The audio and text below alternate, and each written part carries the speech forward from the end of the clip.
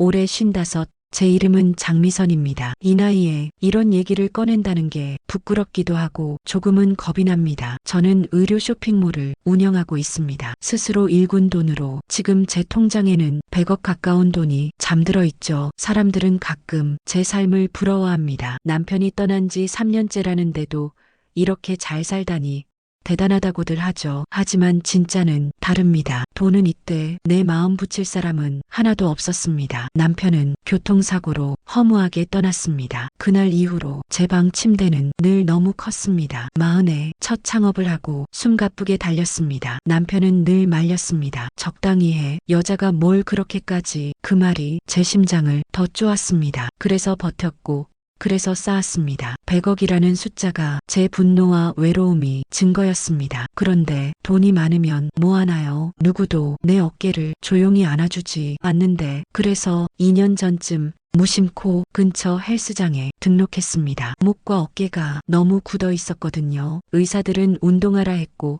저는 돈으로 해결할 수 없는 건 없다고 믿었습니다. 거기서 그 사람을 만났습니다. 김태진, 44. 아직 미혼, 동네에선 꽤 인기 있는 퍼스널 트레이너였습니다. 사실 처음엔 제 눈에 별로 들지 않았습니다. 너무 젊은 척, 자신감 넘치는 척, 어쩐지 진부해 보였거든요. 그런데 그의 손이 제 어깨를 잡아준 순간 문득 생각했습니다. 내 몸이 이렇게 굳어 있었구나. 태진은 거칠어 보였지만 손길은 달랐습니다. 손바닥의 온도가 이상하게도 제 마음까지 풀어주는 기분이었죠. 그날부터 일주일에 3번씩 그를 만났습니다. 처음엔 운동이었고 그 다음은 스트레칭이었습니다. 어느 날은 이런 말을 하더군요. 사장님은 몸에 비해 마음이 더 뭉쳐 계세요. 괜히 울컥했습니다. 남편도 자식도 친구도 이런 말은 해준 적이 없었으니까요. 태진이 제게 스스럼 없이 농담도 던지고 근처 카페에서 단백질 쉐이크 대신 따뜻한 아메리카노를 권하기 시작한 건 그 즈음부터였습니다. 그는 제게 좋은 사람으로 남았어야 했습니다. 그런데 어느 날 제 회사에서 하루 종일 서류를 보다 머리가 깨질 것 같아 문득 그에게 전화를 걸었습니다. 저 오늘 운동 못할 것 같아요. 태진은 잠시 숨을 고르더니 말했습니다. 그럼 그냥 밥이라도 드시죠. 일단 드셔야지요. 그렇게 우리는 헬스장 밖에서 처음으로 마주 앉았습니다. 저는 생선구이에 소주 한 병을 열었습니다. 운동하는 사람에게 술이라니.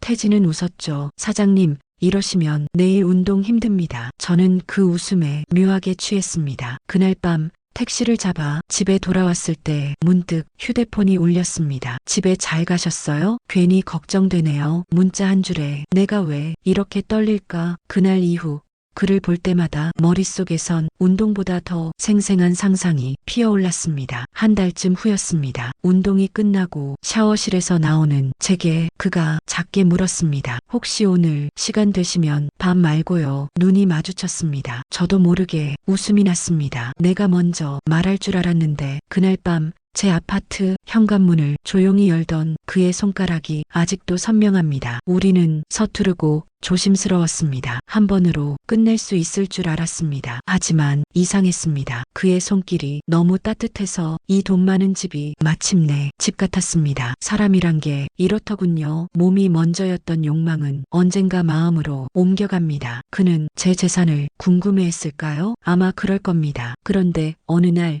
그가 말했습니다. 사장님, 돈 없어도 전 그냥 계속 곁에 있고 싶습니다. 믿지 않았습니다. 그럴 리가 있나요? 하지만 그가 밤새 제 손을 잡고 하루 종일 제 곁을 지키던 그 밤 문득 믿고 싶어졌습니다. 100억보다 이 손이 더 귀하다고 생각한 순간이었습니다. 이제 여러분께 더 솔직히 말해드릴게요. 좋아요와 구독, 댓글은 제 다음 이야기를 이어가는 큰 힘이 됩니다. 기대해주세요. 아무도 몰랐습니다. 아니, 알고도 말하지 않았을 겁니다. 제가 누굴 만나든 어디에 돈을 쓰든 이제는 관심 둘 사람이 없었으니까요. 저는 태진을 만나는 걸 어떤 순간엔 어디선가 들킬까봐 두려워했고 또 어떤 순간엔 더 들키고 싶었습니다. 저 여자가 나이 44짜리 총각이랑 누군가 수군대면 왠지 더 좋을 것 같았습니다. 어느 금요일 저녁이었습니다. 주말 매출 결산으로 머리가 깨질 듯한 날 퇴근길에 그에게 문자를 보냈습니다. 오늘도 올래요? 답장이 오기 전부터 제 심장은 젊은 여자처럼 쿵쿵 뛰고 있었습니다. 그는 늘 조용히 왔습니다. 문 앞에 서 있으면 문득 바깥 공기 냄새가 방 안에 들어왔습니다. 그날 밤도 별다를 건 없었습니다. 맥주 2캔과 치즈 몇 조각, 소파에 앉아 서로의 무릎이 스칠 듯 닿았습니다. 사장님은 그가 묘한 눈빛으로 말을 잇다 말았습니다. 저는 작게 웃었습니다. 왜요? 아무렇지 않으세요? 그 질문이 무슨 뜻인지 알 것 같았습니다. 나이 차이, 사람들 눈, 그런 거 신경 쓸 만큼 나는 외롭지 않아. 속으로만 대답했습니다. 저는 맥주캔을 내려놓고 그의 손등을 가만히 덮었습니다. 태진 씨가 더 신경 쓰는 것 같은데 제 목소리는 생각보다 낯설게 낮았습니다. 그의 시선이 조금 흔들렸습니다. 그때 처음으로 그의 눈이 어린아이처럼 약해 보였습니다. 그날 밤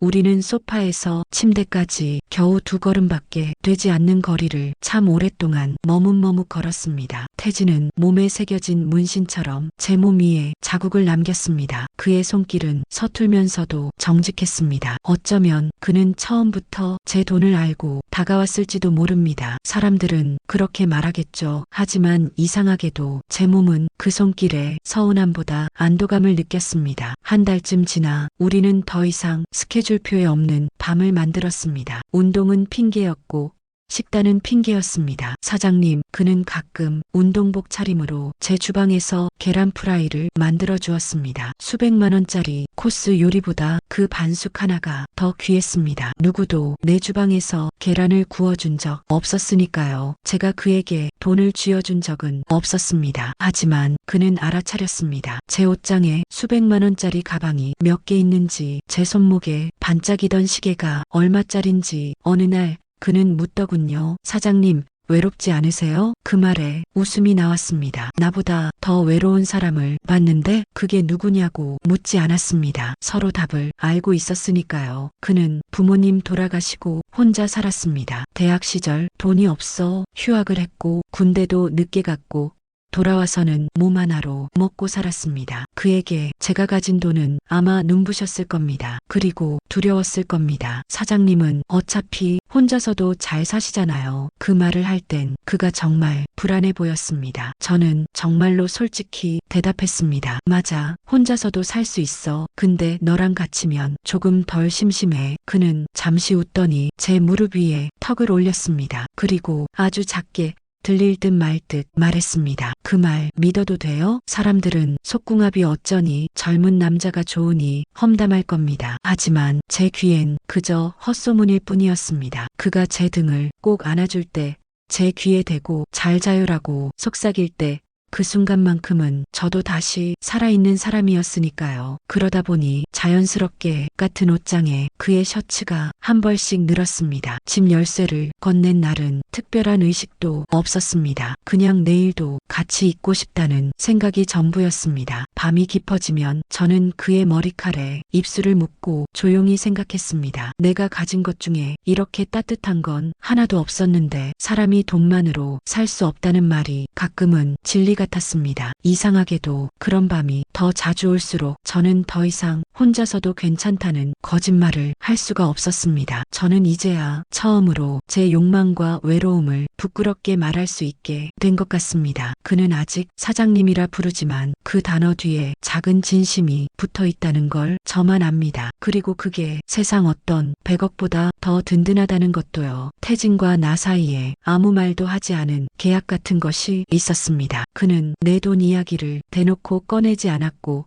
나도 그의 속마음을 굳이 묻지 않았습니다. 그런데 돈 냄새는 항상 공기 속에 섞여 있었습니다. 어느 날 그가 내 손목에 채워진 시계를 오래 쳐다보았습니다. 나도 모르게 작게 웃음이 났습니다. 태진 씨, 갖고 싶어요? 그는 웃으면서 고개를 저었지만 그 눈빛은 솔직했습니다. 나는 그 순간이 싫지 않았습니다. 오히려 솔직해서 좋았습니다. 사람이라면 욕심이 있어야 정상이지요. 그날 밤 우리는 처음으로 작은 다툼을 했습니다. 술에 취해 내가 먼저 말을 꺼냈습니다. 너나 돈 때문에 만나는 거잖아. 말하고 나서 내가 더 놀랐습니다. 이 말을 왜 이제야 했을까? 태진은 조용히 내 술잔을 치우더니 주방으로 갔습니다. 찬물 소리가 작게 들렸습니다. 그가 돌아와 내 앞에 물 한 잔을 놓았습니다. 사장님이 그렇게 생각하시면 저 뭐라 해야 할지 그는 시선을 피하지 않았습니다. 나는 가슴 한구석이 시큰거렸습니다. 돈 이야기는 이상하게도 항상 사람을 쓸쓸하게 만듭니다. 그날 밤 우리는 서로를 안지 않았습니다. 같은 침대에 누워서도 각자 등을 돌리고 밤새 숨만 골랐습니다. 다음 날 그는 언제나처럼 운동 계획표를 가지고 왔습니다. 나는 괜히 그 종이를 탁자 위로 밀었습니다. 오늘은 그냥 커피만 마시자. 그는 묵묵히 내 맞은편에 앉아 커피잔을 돌리더니 작게 중얼거렸습니다. 사장님은 왜 저랑 계세요? 내가 그에게 던진 칼날이 다시 내게 돌아온 순간이었습니다. 나는 한참을 말없이 창밖을 봤습니다. 봄비가 잔뜩 내려 나무들이 촉촉이 젖어 있었습니다. 나는 태진 씨가 있으면 마음이 덜 추워. 그게 다야. 그는 조금 웃더니 내 손등을 조용히 덮었습니다. 저도 그래요. 사장님 옆에 있으면 좀 덜 무서워요. 그 말을 듣고 나니 우리는 비슷한 사람들이었습니다. 외로워서, 두려워서, 서로를 붙잡은 사람들이었죠. 어쩌면 처음에는 그가 내 돈을 궁금해했을 겁니다. 그리고 나도 알았습니다. 그가 떠나면 너무 싱겁게 끝날 거라는 걸요. 그러나 우리 몸이 서로를 안고 한숨을 쉬어낼 때 그 돈 냄새는 조금씩 옅어졌습니다. 이상하게도 태진은 점점 더 자주 내 손을 잡았습니다. 욕망이 아니라 붙잡는 손처럼, 잃어버리지 않겠다는 손처럼. 사람이란 게 참 묘하죠. 속궁합이라는 말이 나는 좀 낯간지럽지만 이만큼 솔직한 표현도 없었습니다. 그의 몸은 내 몸을 흐트러뜨렸습니다. 내 허리를 감고 잠든 밤엔 내 마음까지 포근히 감쌌습니다. 어느 밤 그가 내 귀에 작게 말했습니다. 사장님, 이제 그냥 제 이름 불러주세요. 나는 익숙했던 태진 씨 대신 작게 태진아 라고 불러보았습니다. 그 한마디가 이상하게도 내 재산 목록표보다 더 값졌습니다. 시간이 흐르면서 그는 헬스장 일을 조금씩 줄였습니다. 내 집에 머무는 시간이 길어졌습니다. 내 주방에서 계란 프라이 대신 국을 끓여주고 내 차에 함께 올라탔습니다. 동네장을 볼 때면 사람들이 수군댔습니다. 저 사람은 누구야? 아들이야? 아니면 애인? 웃기죠. 나는 괜히 태진 손을 더 꼭 잡았습니다. 내 나이 55, 그 나이 44. 이 이상한 조합이 어느새 내 삶의 중심이 되어버렸습니다. 언젠가 그가 조용히 말했습니다. 사람들이 뭐라 해도 저는 그냥 사장님 옆에 있을게요. 그 말을 들으며 나는 알았습니다. 돈이 있어도 못 사는 게 있고 사람 마음이 한 번만 따뜻해져도 살아볼 만하다는 걸. 그 밤 우리는 더 이상 말로 약속하지 않았습니다. 대신 서로의 체온으로 끝까지 잊지 않겠다고 속삭였습니다. 누군가는 이 이야기를 지독한 거래라고 할지도 모릅니다. 하지만 내겐 어쩌면 지독한 사랑이었습니다. 언제부터였을까요? 내가 가진 돈이 태진에게는 덕 같았다는 걸 알게 된 건 그가 헬스장에서 조용히 옷을 갈아입을 때 문득 등 뒤로 작은 흉터가 보였습니다. 어릴 때 어머니가 칼 들고 쫓아왔어요. 웃으며 말하던 그의 등엔 말 못할 상처가 여전히 남아 있었습니다. 나는 내 마음 한켠에서 아주 작게 생각했습니다. 이 사람에게 집 한 채쯤은 줘도 되지 않을까? 하지만 그 말을 입 밖에 낸 적은 단 한 번도 없었습니다. 대신 나는 그의 양말을 함께 빨았습니다. 함께 사소한 살림을 채워 넣었습니다. 그런 평범한 밤들이 이상하게 나를 더 부자로 만들었습니다. 주말 저녁이면 우리는 동네 식당에 앉아 있었습니다. 그는 식판 같은 단출한 식사를 좋아했고 나는 그런 그가 마음에 들었습니다. 그런데 식당에서 들려오는 수군거림은 늘 나를 깨웠습니다. 사장님, 괜찮으시겠어요? 같이 밥 먹던 지인 하나가 슬쩍 물었습니다. 저 총각 사장님 돈 노린대요. 동네에 소문 있잖아요. 그때 나는 밥숟가락을 내려놓고 작게 웃었습니다. 나도 알아. 근데 그래서 뭐? 그 말에 지인은 아무 말도 못했습니다. 밤에 집으로 돌아오면 태진은 모른 척 내 등을 쓸어주었습니다. 우리는 서로에게 돈 이야기를 다시 꺼내지 않았습니다. 속으로만 아는 거죠. 하루는 그가 술에 취해 말했습니다. 사장님은 진짜 멋있는 사람이에요. 무서울 때도 있고. 그 말이 왠지 내 마음 마음을 서늘하게 했습니다. 무섭다고 그는 내 무릎 위에 머리를 올린 채 나를 바라봤습니다. 그냥 내가 가진 게 아무것도 없으니까. 나는 그 밤 잠들지 못했습니다. 창밖엔 봄비가 가만히 지붕을 두드렸습니다. 내 통장엔 10억, 20억, 100억 숫자가 있었지만 그를 붙잡을 도장 하나가 필요하다고 처음 생각했습니다. 며칠 뒤 나는 그에게 조용히 물었습니다. 우리 같이 살까? 그는 고개를 들지 못했습니다. 그리고 아무 말도 하지 않고 내 손을 잡았습니다. 우리는 식장을 따로 빌리지 않았습니다. 그저 내 집 거실에 작은 꽃바구니를 놓고 가까운 사람 몇을 불렀습니다. 아무도 축하를 크게 외치지 않았습니다. 누군가는 속으로 저 여자가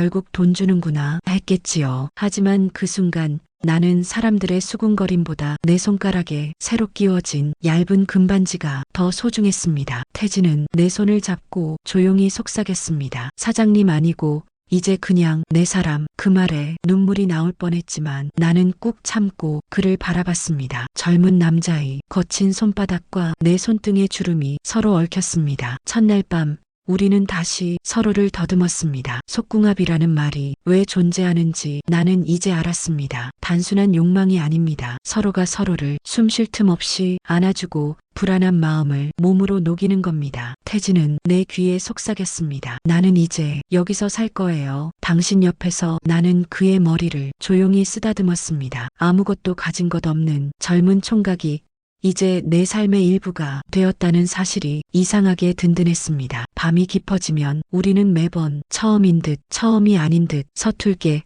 그러면서도 필사적으로 서로를 탐했습니다. 사람들이 뭐라 해도 괜찮았습니다. 내가 원하는 건 계약서도 아니고 서류도 아니고 오직 이 손에 얽힌 체온 하나니까요. 그날 새벽 나는 그에게 처음으로 작게 부탁했습니다. 태진아, 이제는 너도 내 마음 좀 믿어줘. 그는 웃었습니다. 젊은 웃음이 이상하게 내 마음을 더 젊게 만들었습니다. 그렇게 사람들이 말하던 내 100억의 일부는 어쩌면 그의 사랑으로 갚아졌는지도 모릅니다. 누군가는 계산이라 하겠죠. 하지만 나는 압니다. 계산서에는 절대 적을 수 없는 무언가가 우리를 묶고 있다는 걸. 결혼식을 올린 지 벌써 반년이 지났습니다. 놀랍게도 내 삶은 크게 변하지 않았습니다. 나는 여전히 쇼핑몰 대표로 매출표를 확인하고 새벽에도 택배 상황을 점검합니다. 하지만 한 가지, 태진이 주는 작은 안도감이 이제 내 삶의 가장 큰 차이입니다. 처음엔 나조차 의심했습니다. 이 남자가 진짜 나를 사랑할까? 아니면 돈에 기대 억지로 웃어주는 걸까? 그럴 때면 나는 그의 잠든 얼굴을 가만히 바라봤습니다. 그 얼굴엔 복잡한 계산이 아니라 내가 모르는 상처들이 더 많았습니다. 한 달 전 나는 실수를 하나 했습니다. 태진 몰래 그의 통장에 몇 천만 원을 넣어줬습니다. 알게 된 그는 한참을 말없이 있다가 문득 집을 나가 밤늦게 돌아왔습니다. 비에 젖은 셔츠를 벗어던지며 그가 내게 말했습니다. 사람들이 뭐라 해도 괜찮았는데 이건 좀 서럽네요. 나는 아무 말도 못했습니다. 100억 가진 사람이 아니란 호의가 가난한 사람에겐 또 하나의 상처가 될 수 있다는 걸 처음 깨달았습니다. 그날 우리는 긴 대화를 했습니다. 그는 말했습니다. 당신 돈 쓰고 싶으면 우리 둘이 같이 쓰자고요. 내 이름 몰래 붙이지 말고. 나는 그 말을 듣고 조용히 웃었습니다. 어쩌면 이 사람은 내 돈이 아니라 내 마음이 필요했구나. 그날 밤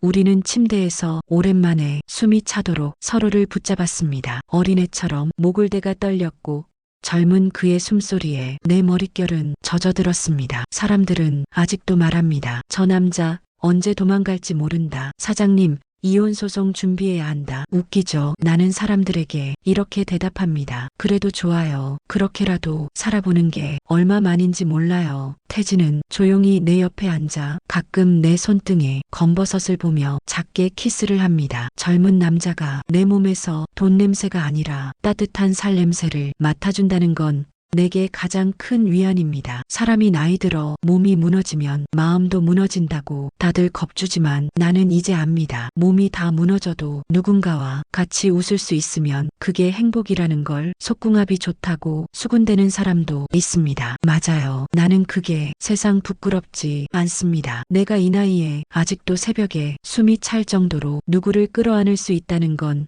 이 삶이 아직 덜 낡았다는 증거이니까요. 어쩌면 언젠가 이 관계가 끝날지도 모릅니다. 젊은 그가 또 다른 욕망에 이끌릴 수도 있겠죠. 그래도 좋습니다. 나는 내 나이 55에 내 욕망과 사랑을 숨기지 않고 살아봤으니까요. 이 사람이 언제든 떠날 수 있는 문을 열어뒀지만 매일 저녁 그 문을 닫고 내 곁에 돌아오는 걸 보면 압니다. 사람은 결국 돈보다 더 큰 걸 원한다는 걸요. 내 몸에 새겨진 작은 주름 하나, 그 주름을 쓰다듬어주는 그의 손길이 통장 잔고보다 더 든든합니다. 이제야 저는 제 돈의 일부를 진짜 쓸 곳에 쓰고 있다는 생각이 듭니다. 바로 내 마음에요. 여러분, 이 긴 이야기를 들어주셔서 고맙습니다. 사람은 언제든 다시 사랑할 수 있다는 걸 꼭 기억해 주세요. 다음에도 솔직한 이야기 들려드릴게요. 구독과 좋아요, 댓글로 응원해 주시면 저는 더 용기 내어 제 얘기를 꺼내겠습니다. 우리 다 같이 조금씩 더 따뜻해집시다.